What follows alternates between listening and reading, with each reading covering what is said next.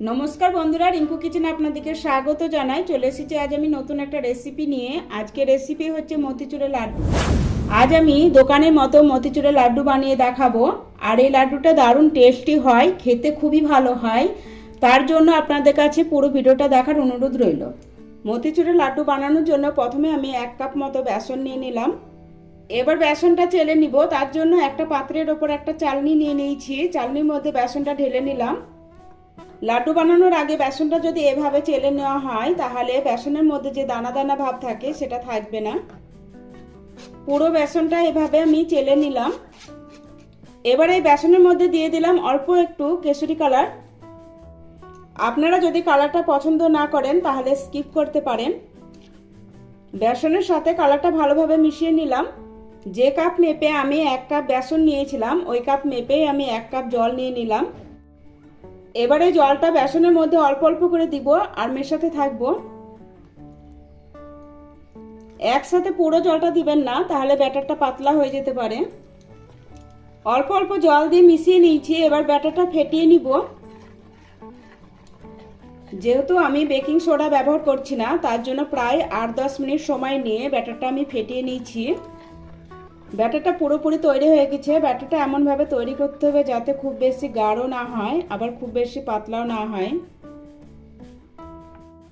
এবার বুন্দিগুলো ভাজবো। তার জন্য আগে থেকে একটা কড়ার মধ্যে পরিমাণ মতো সাদা তেল আমি গরম করতে বসিয়ে দিয়েছিলাম। বুন্দিগুলো ভাজার জন্য এরকম একটা ঝান্না নিয়ে নিয়েছি। তেলটা ভালোভাবে গরম করে নিয়েছি। এবারে ঝান্নার মধ্যে ব্যাটারটা ঢেলে দেবো। দেখুন বুন্দিগুলো তেলের মধ্যে খুব সুন্দরভাবে গোল গোল হয়ে পড়ছে। এবার উল্টে পাল্টে বুন্দিগুলো ভেজে নিব। বুন্দিগুলো উল্টে পাল্টে ভেজে নিয়েছি। এবার তেল ঝরিয়ে তুলে নিব আর একটা প্লেটের মধ্যে রেখে দিব। একইভাবে সমস্ত বুন্দিগুলো ভেজে তারপর আমি আপনাদের দেখাচ্ছি। একইভাবে সমস্ত বুন্দিগুলো ভেজে নিলাম। এবার চিনি সিরা বানাবো। তার জন্য একটা কড়াইয়ের মধ্যে দিয়ে দিচ্ছি 1 কাপ মতো চিনি। যে কাপ মেপে আমি বেসন নিয়েছিলাম ওই কাপেরই 1 কাপ চিনি দিয়ে দিলাম। ওই কাপ মেপে 1 কাপ জল দিয়ে দিলাম। এবার নাড়াচাড়া করে চিনিগুলো মেল্ট করে নিব। চিনি সিরার মধ্যে অল্প করে একটু ফুড কালার দিয়ে দিলাম।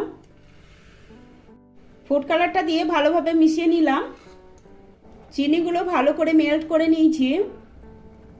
এবারে চিনি সিরার মধ্যে দিয়ে দেবো 1 চামচ ঘি। আর ঘিটা দেওয়ার কারণে বুন্দিগুলো ঘিয়ে ভাজার ফ্লেভার আসবে। ঘিয়ের সাথে ভালোভাবে মিশিয়ে নিলাম চিনি সিরাটা। এবার চিনি সিরার মধ্যে দিয়ে দিলাম অল্প একটু এলাচ গুঁড়ো। আর এই এলাচ গুঁড়ো দেওয়ার কারণে লাড্ডুর ফ্লেভারটা খুব সুন্দর আসবে। চিনি সিরাটা 1 তারের বা 2 তারের প্রয়োজন নেই, চিপচিপা হলেই হবে। 3-4 মিনিট সময় নিয়ে চিনি সিরাটা এভাবে ফুটিয়ে নিব। চিনি সিরাটা 4 মিনিট ফুটিয়ে নিয়েছি। চিনি সিরাটা রেডি হয়ে গেছে। এবার আমি গ্যাস বন্ধ করে দিলাম। এবার এই চিনি সিরার মধ্যে ভেজে রাখা বুন্দিগুলো দিয়ে দিব। এই সময় দিয়ে দিচ্ছি অল্প করে চারমগজ। এবার ভালো করে মিশিয়ে নিব। বুন্দিগুলো নাড়াচাড়া করে চিনি সিরার সাথে ভালোভাবে মিশিয়ে নিয়েছি। এবার ঢেকে 5 মিনিটের জন্য এভাবেই রেখে দিব। চুলায় থেকে কড়াইটা নামিয়ে নিয়েছি। আর 5 মিনিট রাখার কারণে হালকা ঠান্ডা হয়ে গেছে। আর দেখুন চিনি সিরাটা পুরোটাই টেনে নিয়েছে। এবার হাতে অল্প একটু ঘি লাগিয়ে নিলাম। এবার এখান থেকে বুন্দি নিয়ে লাড্ডুর শেপ দিয়ে নিব। এই দেখুন আমি একটা লাড্ডু বানিয়ে নিয়েছি। একইভাবে সমস্ত লাড্ডু বানিয়ে তারপর আমি আপনাদের দেখাচ্ছি। একইভাবে সমস্ত মতিচুরের লাড্ডুগুলো বানিয়ে একটা প্লেটের মধ্যে নিয়ে নিলাম। তবে মতিচুরের লাড্ডু সাইজটা আপনারা আপনাদের পছন্দ মতো বানিয়ে নেবেন। তৈরি হয়ে গেল পুরো দোকানের মতো মতিচুরের লাড্ডু।